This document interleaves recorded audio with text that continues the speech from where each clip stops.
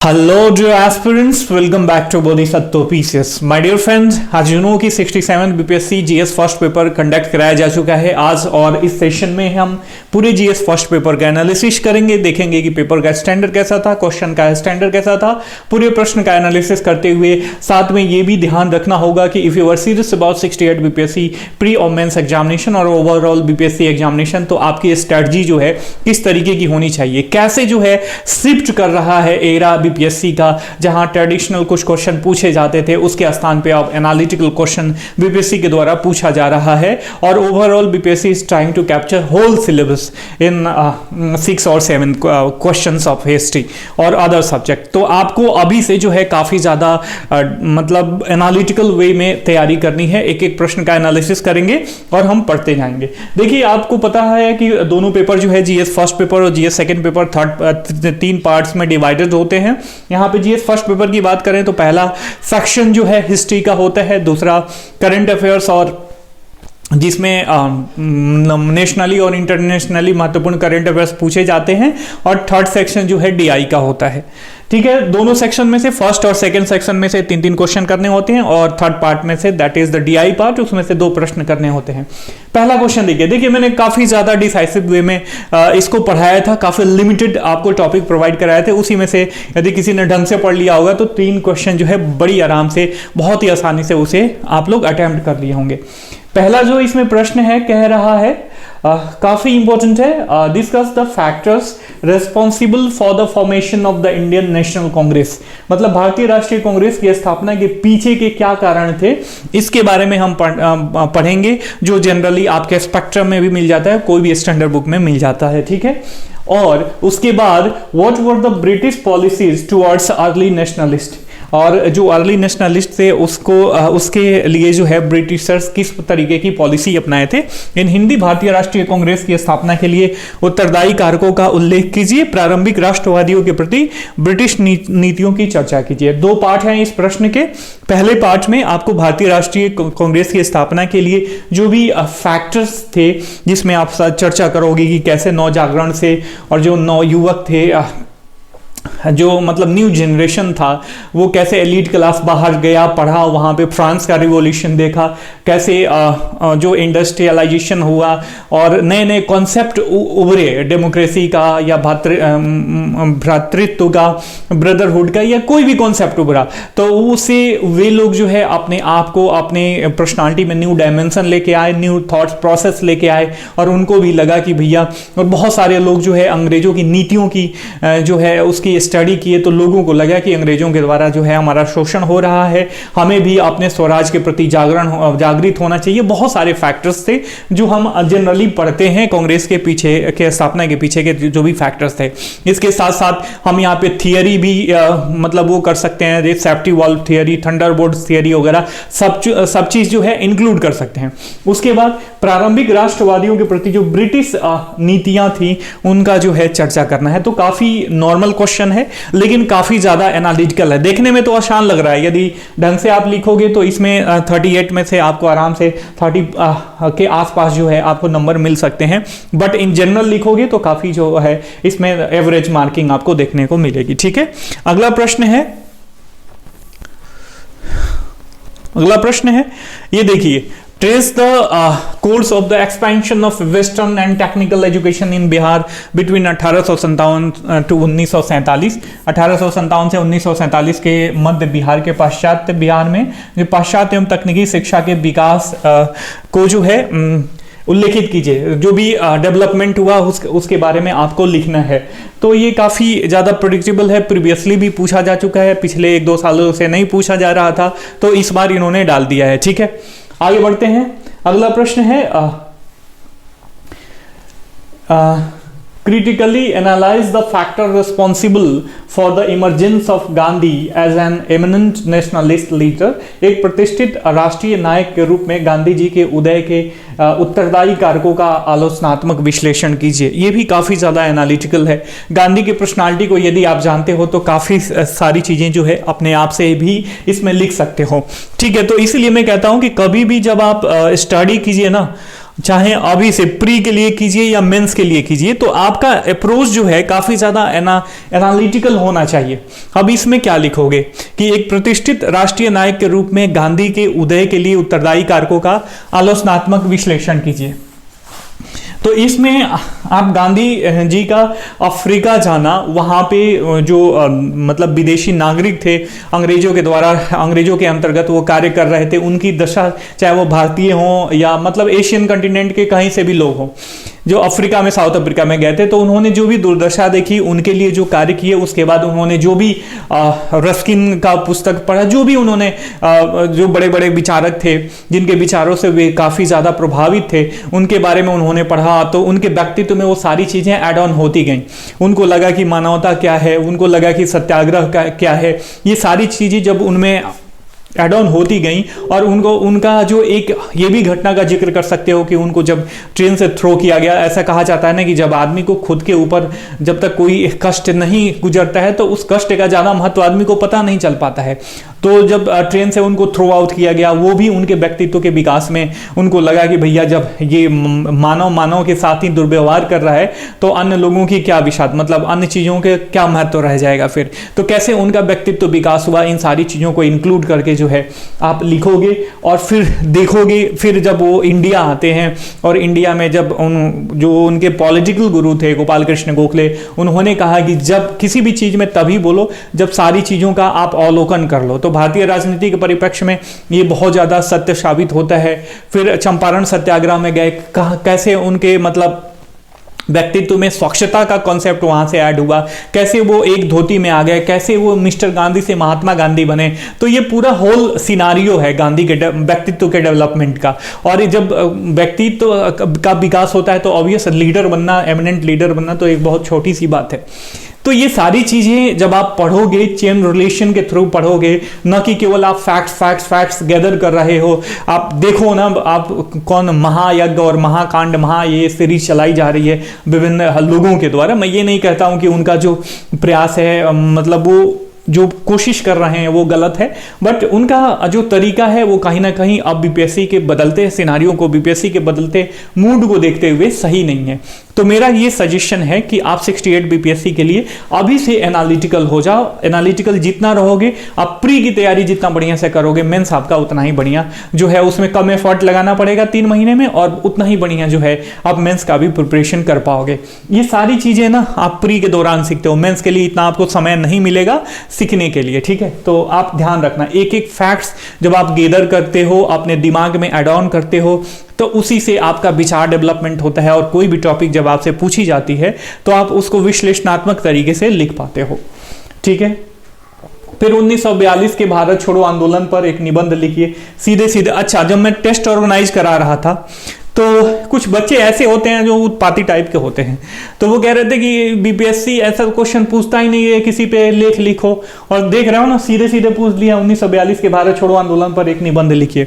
मैं 5G technology पे एक निबंध लिखने के लिए बोला था, और मतलब बीपीएससी ने तो पूरा एक निबंध का पेपर डाल दिया। तो अब क्या करेंगे वैसे लोग? तो देखिए, बच्चों की भी कहीं ना कहीं गलतियां होती हैं।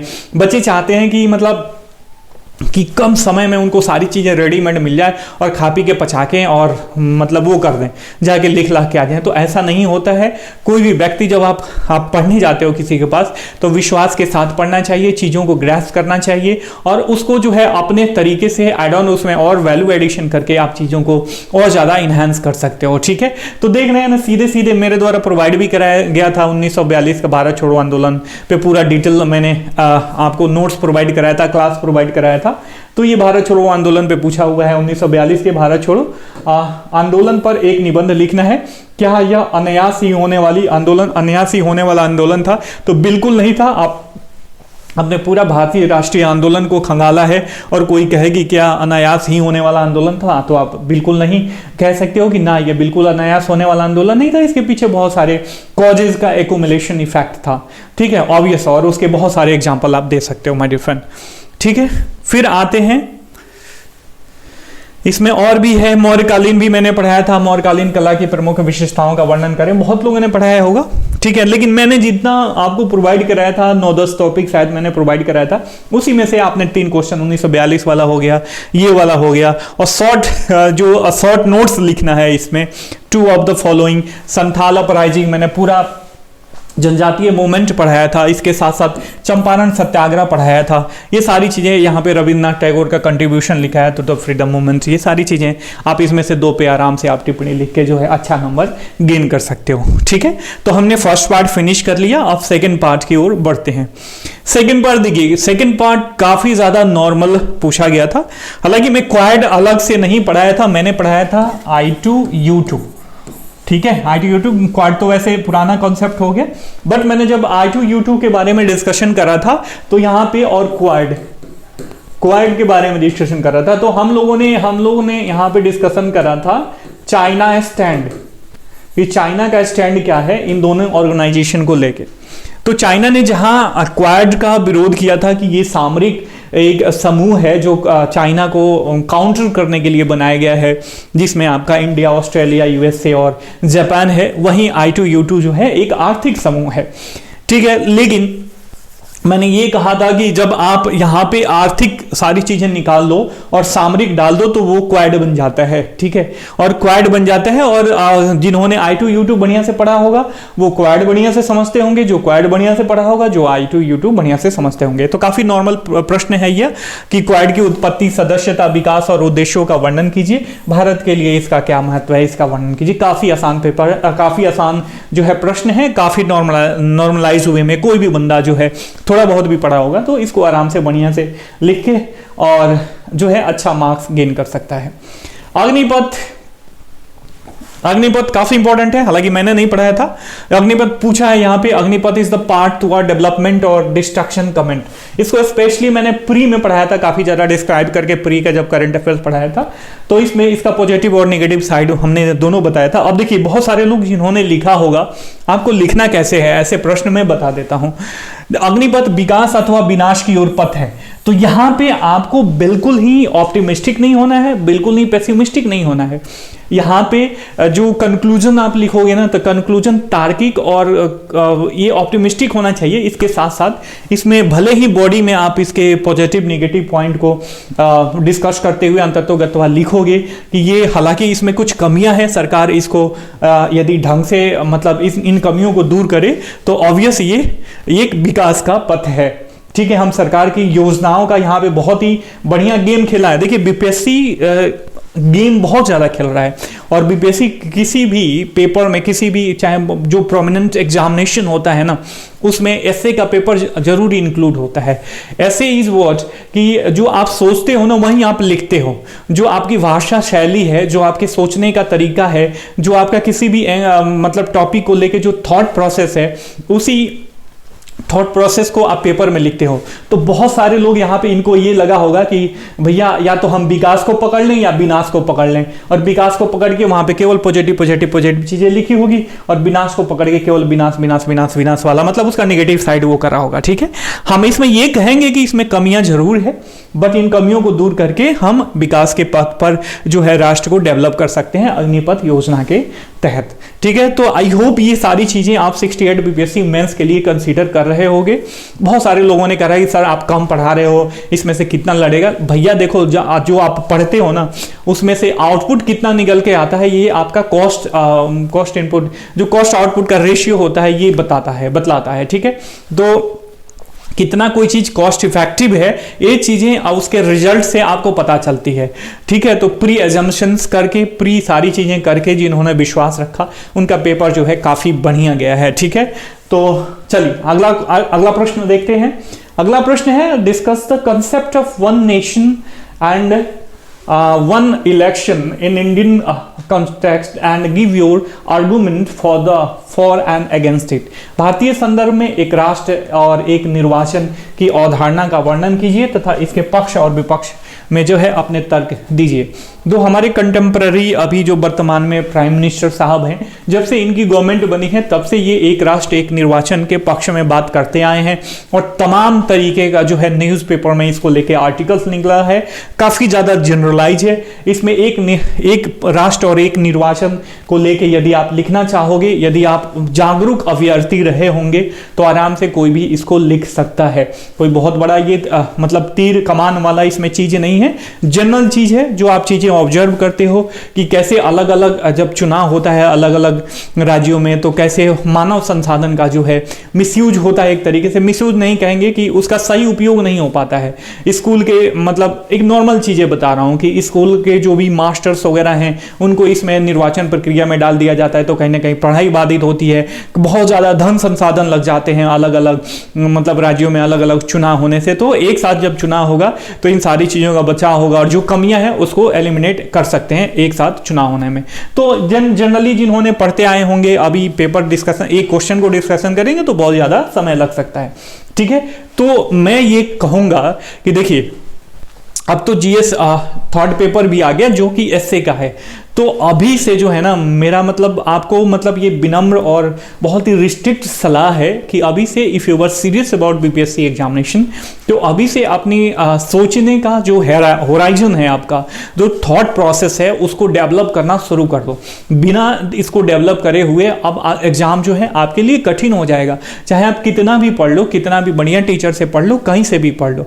ठीक है, हमने काफ़ी अच्छे से हमने कहाँ पे फोकस किया, हमने फोकस किया कि जो लोग हमसे जुड़े हुए हैं उनका डेवलपमेंट हो तो उनको जो है सोचने की शक्ति मिले, वो सोचें किसी भी टॉपिक को लेके, मेरा ये फोकस रहा। और जो लोग भी जुड़े हैं उनको ऑब्वियस जो है उनका फर्स्ट पेपर बहुत अच्छा गया है, सब लोग मेरे को कमेंट कर रहे हैं, पर्सनली धन्यवाद दे रहे हैं। ठीक है, अगला प्रश्न है what is the root cause of war between Russia and Ukraine, discuss the impact upon the nations of the world with the special reference to the India. काफी मतलब पूरे एक साल से चर्चा का विषय बना हुआ है। रूट कॉज हमने पूरा डायग्राम वगैरह बना के पूरा आपको समझाया था, पूरा पढ़ाया था, बहुत लोगों ने भी पढ़ाया होगा, लेकिन हमारा जो मेन कंटेक्स्ट था ना जो कि जो रूट कॉज है उस पर हमने डिस्कशन करा था और इसके साथ साथ इसी तरीके से विश्व पे और भारत पे इसका क्या प्रभाव पड़ा है इसके बारे में सारी चीजें हमने जो है डिस्कशन करी थी वीडियो लेक्चर में। ठीक है, आगे बढ़ते हैं।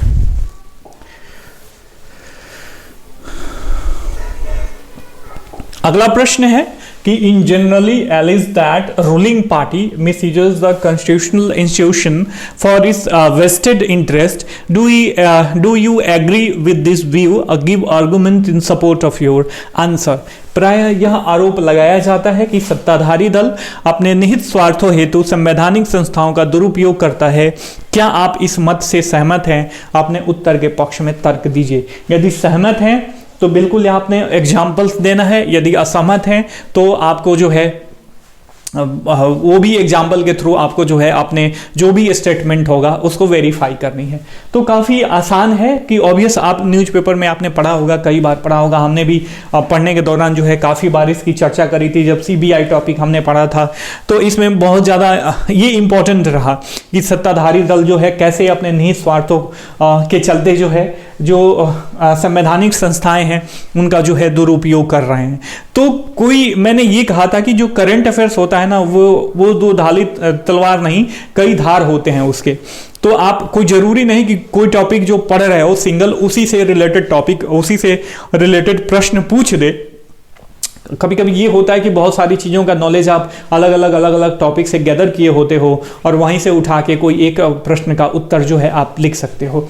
तो इसमें बहुत सारी चीज़ें हैं, जैसे इसमें आप ये भी डाल सकते हो, सीबीआई का एग्जांपल डाल सकते हो, फिर साथ ही में राज्यपाल पद की जो गरिमा है, राज्यपाल जो संस्था है उसका इंस्टीट्यूशन है, वो कैसे उसका दुरुपयोग किया जाता है सत्ताधारी दलों के द्वारा, कैसे जो है अभी न्यायपालिका को भी एक तरीके से मैनिपुलेट करने की कोशिश करी जा रही है, इंदिरा गांधी ने कैसे किया, तब से लेके अब तक जो है विभिन्न पार्टियों ने कैसे किया। ये सारी चीज़ें एग्जाम्पल के थ्रू आप लिख के जो है अपने स्टेटमेंट को वेरीफाई कर सकते हो।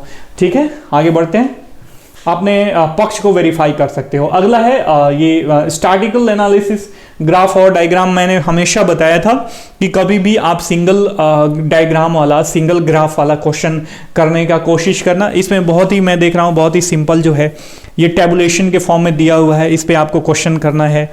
ठीक है, बस इसी में से स्टडी करके लिख देना है, इसमें तो कोई ग्राफ भी नहीं है, टेबुलेशन।